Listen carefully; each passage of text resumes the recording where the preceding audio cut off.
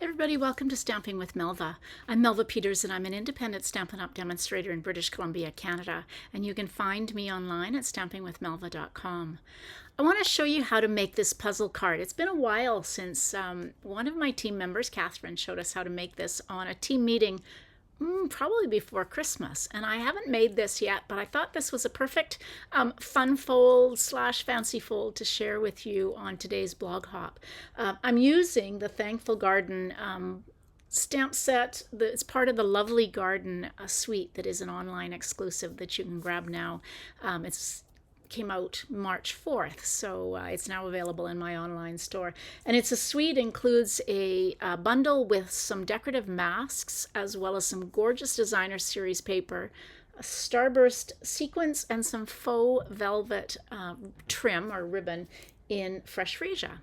So I'm going to show you how to make this, and I've got some of it partly cut out. It's going to be a little bit confusing with the measurements, but you can hop over, hop over to my blog from underneath this video. The link will be there, and it will give you all of the cutting instructions for this. Like I said, it is a little bit confusing, but hopefully in combination between this video and my blog hop, you'll be able to put this together. It's really a fun project.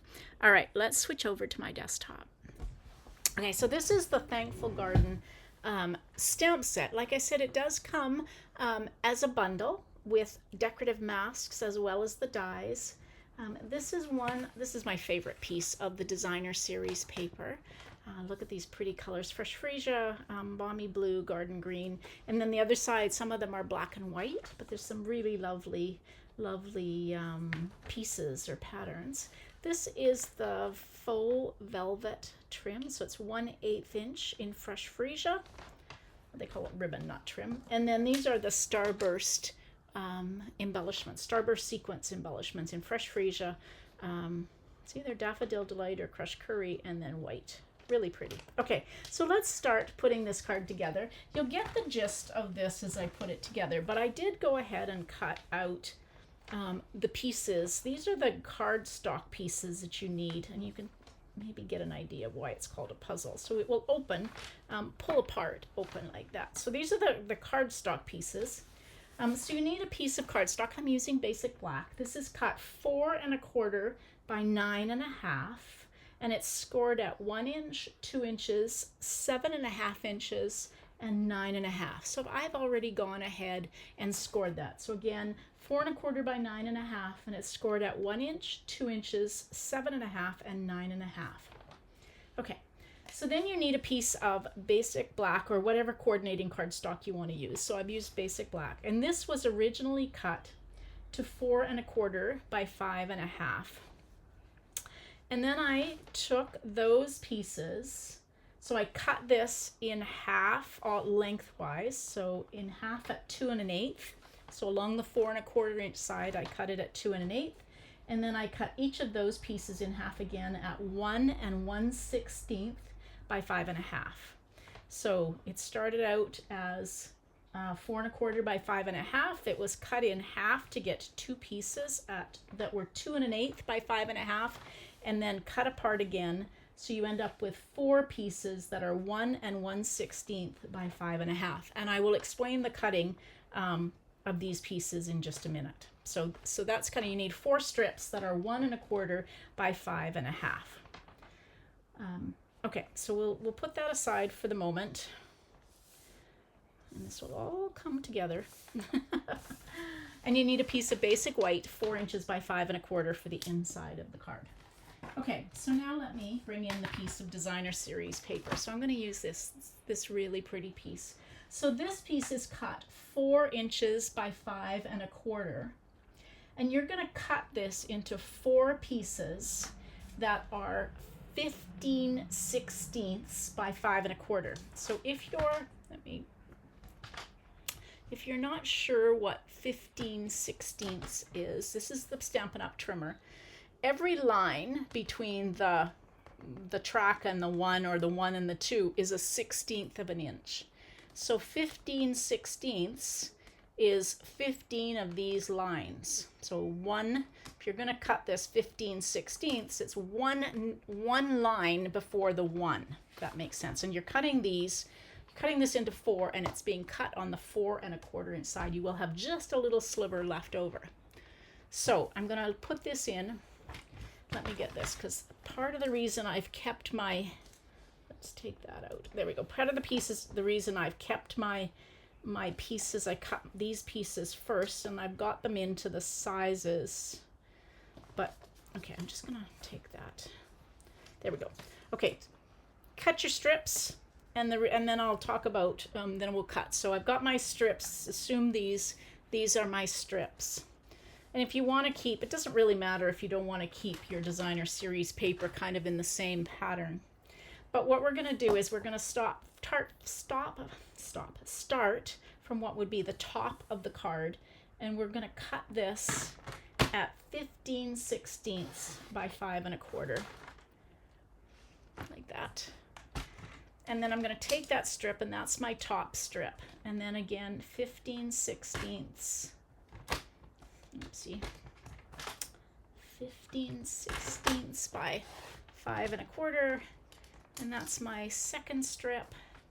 And I'm keeping these in the order only because it keeps the pattern of the designer series paper as you go down the card. Okay, so then 15/16, and you end up with a tiny little strip of cardstock. Oops, that's the last strip. And then you end up with this little tiny strip of cardstock that you can keep and use on the inside of the card if you want to. Okay, so here's what we've got. If I bring these out. So we've got our basic black strips, and then beside it, I'm just going to put the long piece of designer series paper, because these actually match up, and this will make sense in a minute. And I've managed to lose one of my little tiny strips of, oh, there it is, there is basic white black. Okay. So I went ahead and cut my basic black, and I will give you those measurements. So you've got 4 strips that are 1 1/16 by 5 1/2. Then you're going to take the first one and you're going to cut it to 1 1/4 by 4 1/4. And the second one is going to be 2 3/8 by 3 1/8. And then 3 1/8 by 2 3/8. And 4 1/4 by 1 1/4. So you end up with these, and I'm keeping them this way because this is the way they're going to line up on the card,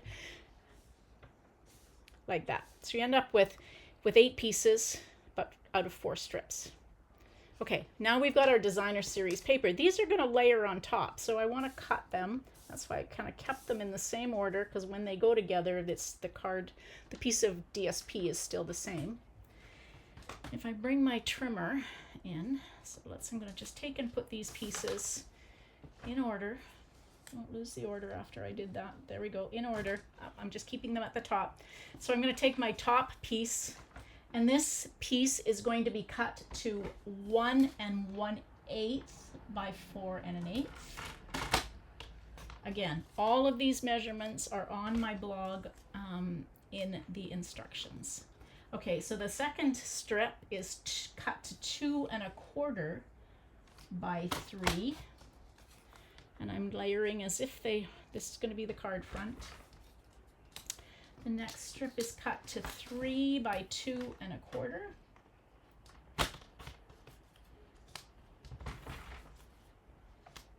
And the last strip is cut to 4 1/8. 4 1/8 by 1 1/8.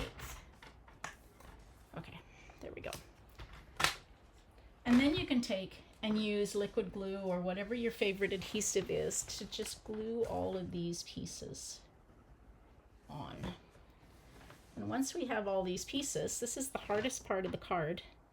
And if you just kind of follow it along and kind of keep your pieces together, it actually will all make sense. And once you've made one of these cards, you will know exactly what you have to do. There we go. Get it lined up so it's straight. There we go.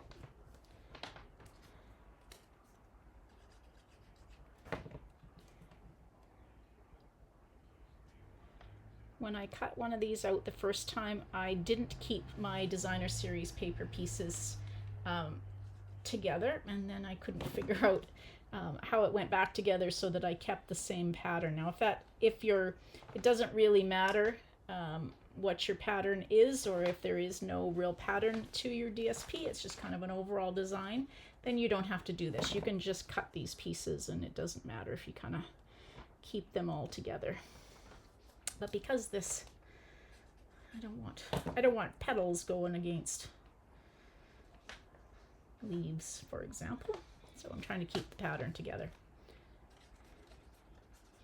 And that's probably just making it harder than it really needs to be. That, and then the last piece of designer series paper.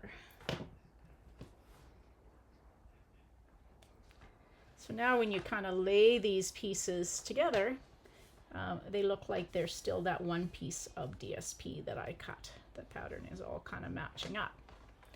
Okay, now we can start putting our card together. If I can find my bone folder. Okay, so we're going to bring in, okay, I'm going to just put these, move them all up.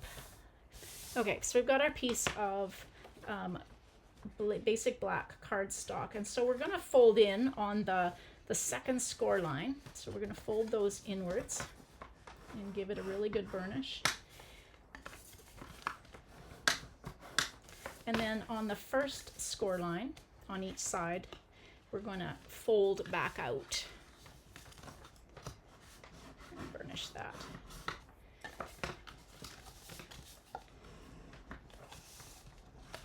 So you end up with a piece that opens like that. So if you were thinking about it, that's a mountain, valley, valley, mountain fold. Mountain, valley, valley, mountain. Okay. So these pieces now adhere to and I'm going to do the one side. So these pieces, if I bring my pieces back in the order, like that, you're going to take them pieces and adhere them. So I'm going to take the left-hand side, adhere them down the left-hand side of the card base in the same order as they were. So the smallest piece is at the top, and it goes down to the longest piece on this left-hand side, and aligned with the left edge of your card base. Let's see if you can see that. There we go. That's a little bit better. Okay, so this is the same width, so there's no gap in between. And so you can just take and use liquid glue. Just gives you a little bit of wiggle room to get it on. And so I'm just going to align that, and then don't do it what I just did. Hopefully, I'll pull that out. I've got a little bit of glue. So you only want glue on this side. So you could actually put your glue down this side, and then you don't have to worry about going over the edge like I just did. Okay, so then you can just align this one and butt it up with liquid glue. Make sure you don't move your top piece because it tends to move. Oops, I put the wrong one. Let's do this one. Get them in the right order. So it goes the smallest, and then the next, and then the next, and then the longest piece. So now those are all butted up against each other. And before I do anything more, I'm going to glue my piece of basic white on the inside because I've managed to get some glue on there, and I don't want things sticking. So we'll just put that on the inside of there so it prevents that. Okay, so you can see that they are pretty much aligned. And because I use liquid glue, I've got wiggle room, and then you can just press them down like that. And we're going to repeat on the other side, but on this time we're going to use the longest piece. So again, I'm going to put my glue on my flap, and now this one is going to align to that top and side, getting it mostly in place, not getting glue on your fingers.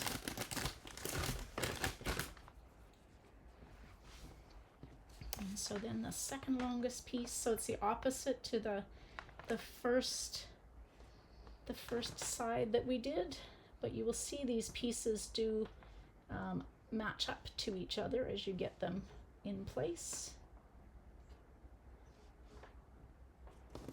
And like I said, it does give you a little bit of wiggle room when you use the liquid glue, as opposed to stamp and seal or tear and tape. There we go. Okay, so let's move this out a little bit. There we go. So that's why it's kind of like a puzzle. And when it opens up like that. So there's your puzzle put together.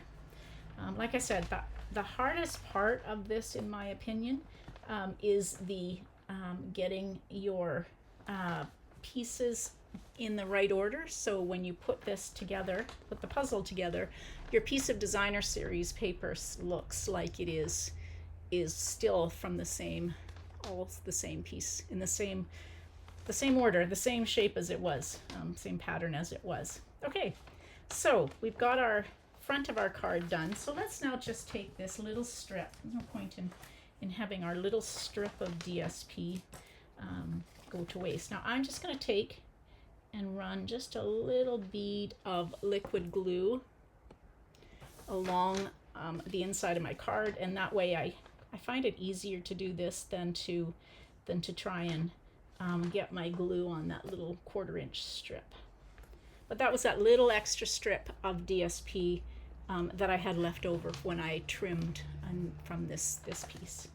Okay, so that's kind of it. But now we need to have a sentiment, of course, and we'll dress it up with some embellishments and some of the twine, or the twine. What am I thinking? Not twine. The ribbon. Okay, so I've got a piece of basic black, and I've got. So I really love this sentiment that says "Thankful for you, friend." So I'm going to just stamp that in tuxedo black on this, just a scrap of basic white.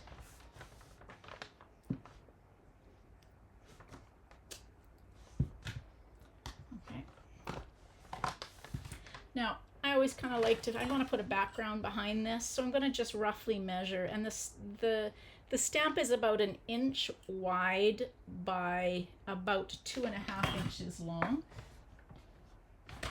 So I'm going to just take this scrap of basic white, and I'm going to trim it to 1.25 inches. Oopsie, that shifted. Don't want that. 1.25 inches by 2 3/4, and I may have to trim it a little bit, but this will give me a start for the size I need for my sentiment. And then I'm just going to use my paper snips, and I'm going to fussy cut. So I'm just going to I steer with the paper, as opposed to the scissors. So I'm steering with my hand that's holding the paper. And I'm just kind of going around the letters and then steering the paper.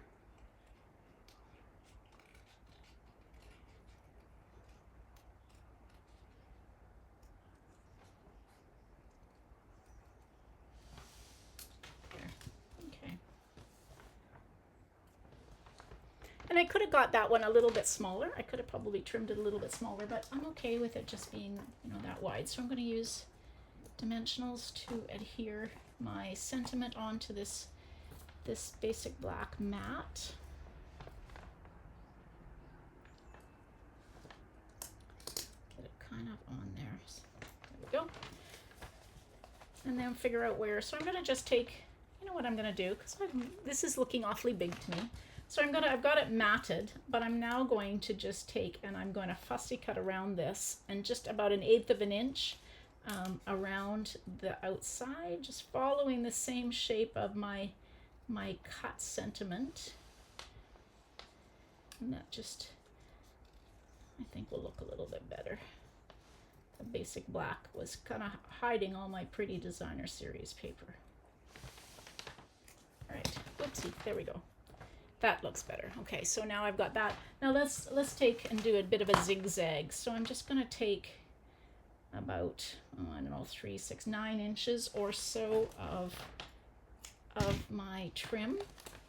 And I usually just use some Stampin' Seal. And just kind of, I'm going to just kind of put it on there. And I'm going to zigzag my... Now I'm going to try with this because I really want the velvet all to be showing. So I'm going to try and zigzag and twist so that it's the velvet that gets shown, because this is two-sided. In that one side is this lovely velvet and the other side is kind of a flat white. There we go. And then we'll just take and use dimensionals on the back over top. And I'm only going to do that. I've got dimensionals on either side of my sentiment piece so that it's not on top of the ribbon, just so it doesn't pop up more in the middle than it does on those ends. Oopsie. Trim that a bit. Okay, and then the last thing we need, of course, is some of these gorgeous,